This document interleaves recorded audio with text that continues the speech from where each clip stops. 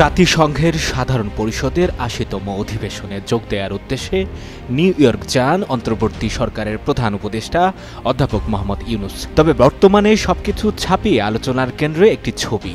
শনিবার ভোরে প্রধান উপদেষ্টার ভেরিফাইড ফেসবুক পেজে একটি ছবি প্রকাশ করা হয়েছে। ছবিতে দেখা যায় হাস্যোজ্জ্বল ডোনাল্ড ট্রাম্পের পাশে রয়েছেন তার স্ত্রী ফার্স্ট লেডি মেলানিয়া ট্রাম্প, অন্য পাশে মোহাম্মদ ইউনূস।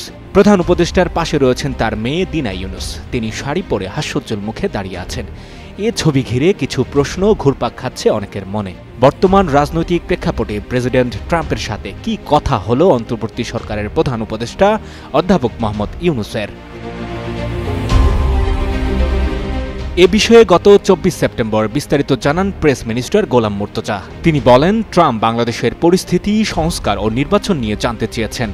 উত্তরে প্রধান উপদেষ্টা প্রফেসর ড মোহাম্মদ ইউনূস আগামী ফেব্রুয়ারিতে বাংলাদেশের জাতীয় সংসদ নির্বাচনের বিষয়ে মার্কিন প্রেসিডেন্ট ডোনাল্ড ট্রাম্পকে অবহিত করেন। সুবিধাজনক সময়ে ট্রাম্পকে বাংলাদেশে ঘুরে যাবার আমন্ত্রণ জানান তিনি।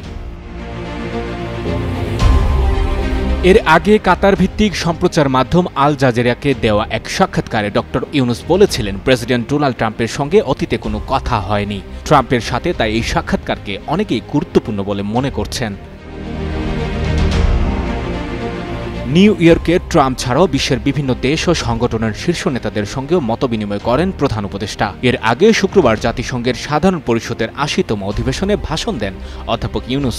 ভাষণে বাংলাদেশের দৃঢ় মানবাধিকার প্রতিশ্রুতি, রোহিঙ্গাদের জন্য সমর্থন চাওয়ার পাশাপাশি গাজায় ইসরায়েলি গণহত্যার তীব্র নিন্দা জানান এবং গাজায় সহিংসতা বন্ধে জরুরি আন্তর্জাতিক পদক্ষেপের আহ্বান জানান তিনি।